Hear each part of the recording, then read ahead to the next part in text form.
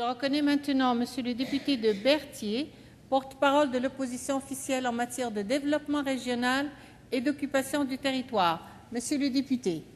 Merci, Madame la Présidente. Donc, prise en considération il y a quelques minutes. Et maintenant, on regarde pour l'adoption finale du projet de loi 34, Madame la Présidente.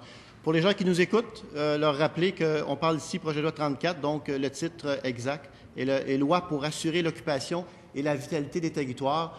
Je pense que les mots ont été bien choisis. Notamment le mot « assurer ». Et quand on prend la peine d'écrire dans une loi, Madame la Présidente, qu'on veut assurer quelque chose, c'est parce qu'en quelque part, on y tient beaucoup. Et effectivement, les régions du Québec, Madame la Présidente, ont traversé au cours des années, des décennies, certaines turbulences, mais quel beau résultat. J'ai eu l'occasion de faire le tour du Québec, Madame la Présidente. Évidemment, je ne suis pas allé dans tous les recoins du Québec. Et nous avons un Québec extraordinaire. Un Québec extraordinaire et un Québec où les régions, d'une à l'autre, je pense que le découpage, d'une certaine façon, territorial est assez bien réussi. Parce que chaque région a ses propres spécificités, chaque région a sa propre couleur, Madame la Présidente. Alors, je trouve ça drôlement intéressant. Et comme je le disais, le mot « assurer » est au bon endroit et vraiment, là, notamment l'occupation. Et l'occupation, toujours, ne pas le prendre dans le sens militaire, Madame la Présidente. On en a débattu en commission parlementaire, mais bien sûr, le prendre dans le sens d'assurer le dynamisme et la vitalité des territoires. Je l'ai dit tantôt à prise de considération, étant donné que c'est à quelques minutes d'intervalle, je vais avoir peut-être donné l'impression à mes collègues de me répéter, mais je vais quand même le dire à nouveau. Je pense que c'est important. Madame la Présidente, tous les projets de loi ici, tous les projets de loi émanent du milieu, émanent du peuple. Les gens s'attendent de nous ici à ce qu'on vienne refléter leurs aspirations les plus profondes. Le projet de loi 34 ne fait pas exception à cette règle-là, loin de là, très loin de là. Le milieu, quand je parle du milieu, et une autre précision avant de continuer et d'aller plus loin, Madame la Présidente, quand je parle des régions, je parle bien sûr de la totalité du Québec. Je parle de la capitale nationale. Je parle de la métropole qu'est Montréal. Alors, et j'emploierai le mot « région » à plusieurs reprises dans mon intervention, je tiens à le préciser d'entrée de jeu que lorsque j'emploie le mot « région », je fais appel et j'interpelle finalement l'ensemble du Québec. Le milieu, donc, tous les acteurs, que ce soit les acteurs politiques, que ce soit les acteurs socio-économiques, que ce soit les acteurs culturels ou environnementaux, Madame la Présidente, sont d'une certaine façon responsables du travail que nous avons pu réaliser en commission parlementaire. Pour les gens qui nous écoutent, encore une fois, je vais aussi peut-être faire la petite histoire. Rappelons-nous, Madame la Présidente, années 60, Révolution tranquille. L'État moderne du Québec naissait. Et aujourd'hui, si nous avons la chance de vivre dans un État que nous avons à l'heure actuelle comme le Québec, un État moderne, un État ouvert, c'est en très grande partie, grâce aux gens qui nous ont précédés et qui y ont travaillé de belle façon. À l'époque, années 60, on se rappellera aussi que le gouvernement, l'État du Québec, le gouvernement était, je vous dirais, assez paternaliste dans son approche par rapport aux régions. Ça avait un sens. Les régions étaient quand même en train de se construire, de se bâtir. Le ministre parlait tantôt de maturité, effectivement. Donc, mais aux années 60, l'État était très paternaliste. Et, évidemment, les régions se sont développées de belle façon. On arrive aux années 80, madame, et là, je vais faire une historique, mais très court. On arrive aux années 80, création des municipalités régionales de comté ou communautés d'appartenance, parce que c'est souvent ça aussi, c'est la communauté d'appartenance, municipalité régionale de comté. Et les localités, donc les municipalités, sont allées siéger à ce qu'on appelle la municipalité régionale de comté. Et à l'intérieur des municipalités régionales de comté, tout comme à l'intérieur des municipalités, Madame la Présidente, s'est développé des expertises extraordinaires dans tous les domaines. Mais vraiment dans tous les domaines. Une expertise, je vous dirais, inégalée dans l'histoire du Québec. Pas que ce n'était pas bien avant, mais évidemment, complexification de certains dossiers, habitation du territoire, évolution technologique et autres. Il y a eu donc de la part des MRC, des municipalités, une expertise. Il y a eu, je vous dirais, au niveau de la plus belle ressource, et je vous le disais récemment, Madame la Présidente, la plus belle ressource que le Québec possède, c'est la matière grise. Et Dieu sait qu'on en a au Québec, notamment dans les régions, dans la totalité des régions du Québec. Donc, cette expertise-là, elle s'est développée pas seulement à l'intérieur des MRC, à l'intérieur des municipalités, mais elle s'est aussi développée à l'intérieur des différents organismes. Tantôt, je nommais les 4 principaux, social, économique, culturel, environnemental.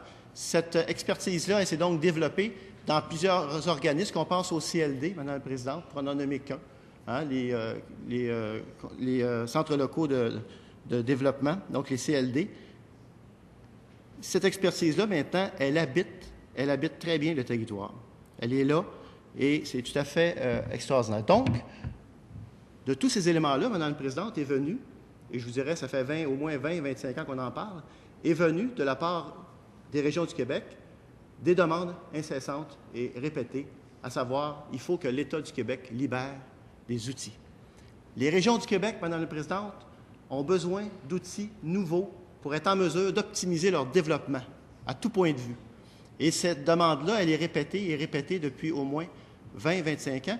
J'ai eu l'occasion d'être maire, et d'ailleurs, c'était assez particulier parce qu'autour de la table, Madame la Présidente, lors de la commission, on était pratiquement tous des gens issus du monde municipal, entre autres, et donc ça dénotait vraiment, et ça expliquait aussi la possibilité d'avoir ces échanges-là, entre autres, très intéressants, parce que toujours basés sur une expérience ou un vécu. Et donc, Madame la Présidente, cette demande-là incessante est correcte et normale du monde municipal. Mais aujourd'hui, on se retrouve au Salon Bleu pour regarder l'adoption du projet de loi 34. Les gens du politique, beaucoup, mettent énormément d'espoir dans ce projet de loi-là, Madame la Présidente. Et ça m'amène à vous en parler plus précisément. Le ministre a fait état tantôt, il en a parlé. Effectivement, le projet de loi 34, c'est d'abord et avant tout une loi cadre. Et là, pour les gens qui nous écoutent, Madame la Présidente, il faut prendre le temps d'expliquer la différence entre une loi cadre et une politique ministérielle. Une loi cadre, par définition, ça fait appel à toute l'administration. Donc, tous les ministères, ça fait appel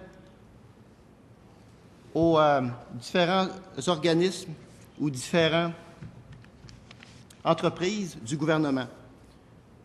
Entre autres, secrétaire du Conseil du Trésor et tous les ministères, l'Agence métropolitaine de transport, et ça, c'est tel quel dans le projet de loi, Madame la Présidente, le Centre de services partagés du Québec, Hydro-Québec, Investissement Québec, la Société des établissements de plein air du Québec, la Société d'habitation du Québec et la Société des traversées du Québec, et tout autre organisme ou entreprise du gouvernement désigné par ce dernier et visé par la loi sur le vérificateur général. Donc, une loi cadre, ça fait appel à l'ensemble de ces organismes, entreprises et ministères-là. C'est donc l'administration avec un grand A.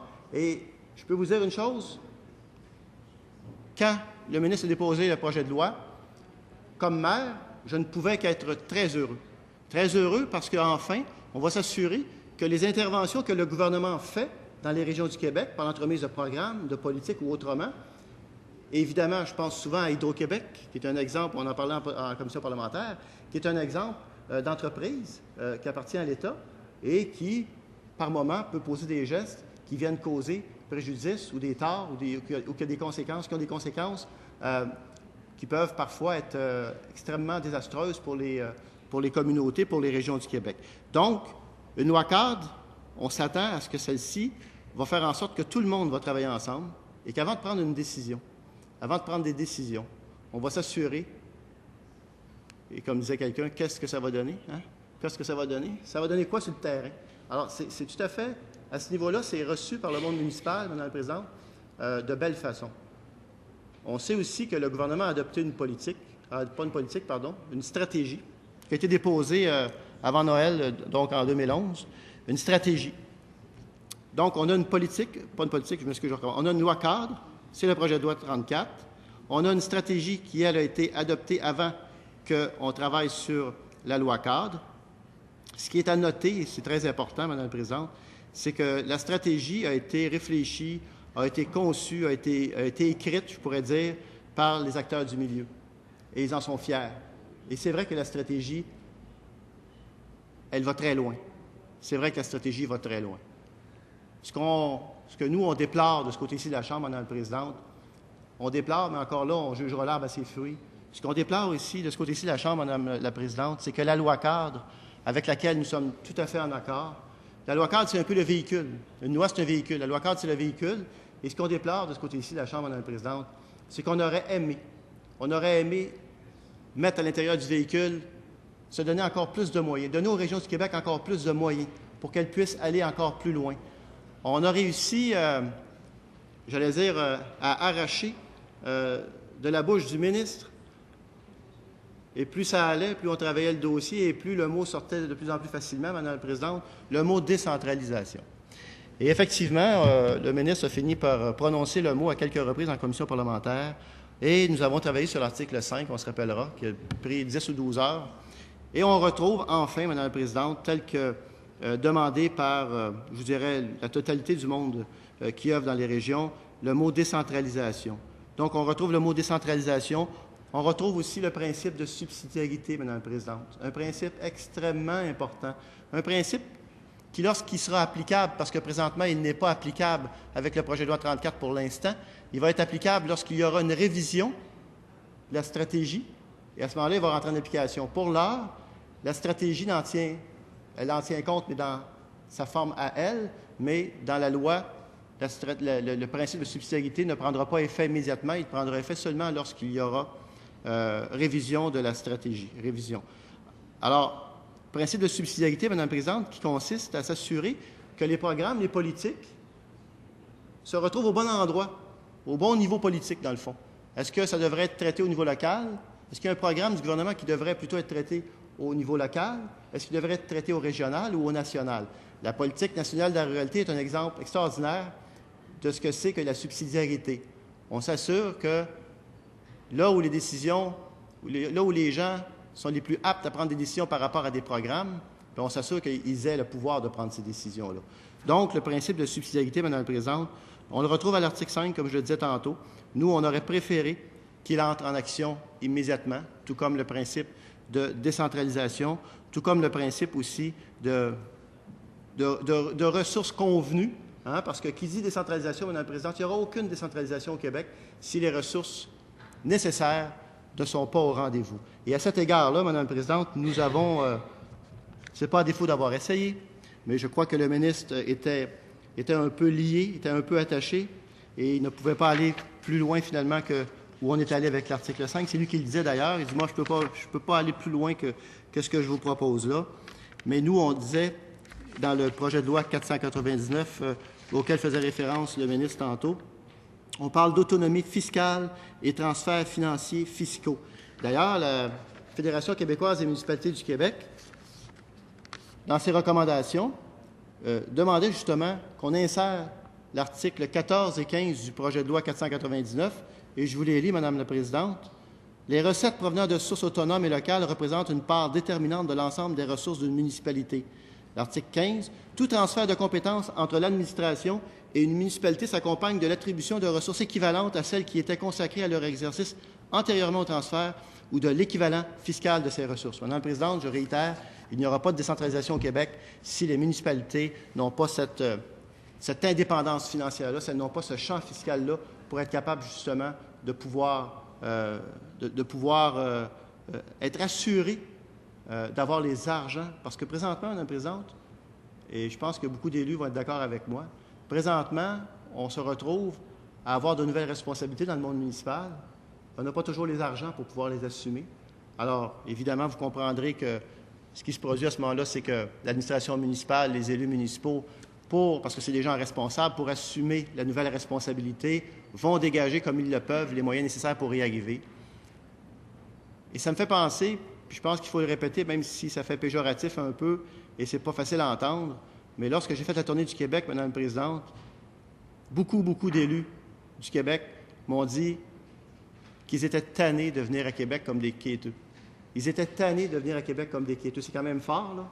C'est quand même assez frappant comme expression, mais c'est vraiment ce que les gens m'ont dit. En fait, ce que les régions du Québec demandent, c'est d'avoir les argents nécessaires pour être capable d'administrer les nouvelles responsabilités qu'on leur envoie. C'est d'avoir les argents nécessaires pour être capable de mettre en valeur leur grande connaissance en tant que gestionnaire, Madame la Présidente. Donc, oui, une loi cadre, nous en sommes très heureux de ce côté-ci. Nous aurions préféré que cette loi-là comporte, que le gouvernement aille encore plus loin. Il y a René Lévesque qui disait, Madame la Présidente, en 1977, qu'il fallait faire confiance aux régions du Québec. Et faire confiance aux régions du Québec, c'est leur permettre d'avoir tous les outils pour être capables justement de pouvoir se développer pleinement. Madame la Présidente, le monde municipal met beaucoup d'espoir en projet de loi 34 et nous devrons nous assurer qu'elles pourront avoir les moyens nécessaires et que ces espoirs-là ne seront pas déçus. Je vais aborder un point qui m'est cher, Madame la Présidente. Nous avons eu l'occasion, lors des auditions en commission parlementaire, d'entendre M. Ghislain Picard, chef des Nations autochtones, qui est venu interpeller le gouvernement. Il est venu interpeller le gouvernement en disant au gouvernement qu'il ne se sentait pas très consulté par rapport au projet de loi 34. Dans le fond, c'était une main tendue au gouvernement pour que celui-ci qu'on puisse s'assurer finalement que les nations autochtones seront pris en considération pour la suite des choses. Et je tiens à le souligner parce que lors de la présence de M. Ghislain Picard, je peux vous dire que l'atmosphère était pas tendue, mais il y avait une atmosphère vraiment particulière qui se dégageait dans la commission. Alors, voilà. Peut-être, Madame la Présidente, terminer mon intervention en vous disant que nous devrons, pour la suite des choses, nous devrons assurément faire l'analyse de ce projet de loi 34, donc voir dans 6 mois, dans 1 an, de quelle façon il va réussir à accomplir la mission. Parce qu'en commission parlementaire, tout le monde s'entend pour dire que oui, il faut que le projet de loi 34 porte des fruits. Alors, on aura un travail de suivi par rapport à tous les espoirs qu'on met, donc pour le projet de loi 34. Alors, je remercie, Madame la Présidente, le ministre, je remercie notre président de commission, l'ensemble des députés qui ont travaillé avec nous. Je remercie les gens qui sont venus en commission parlementaire, autant aux auditions puis les gens qu'on a consultés avant et même après les auditions pour justement avoir vraiment leur écho, que leur réflexion puisse être bien collée dans le projet de loi 34. Et je remercie l'ensemble des gens de l'Assemblée nationale qui ont travaillé avec nous, Madame la Présidente, pour ce projet-là. Merci. Alors, je vous remercie, Monsieur le député de Berthier.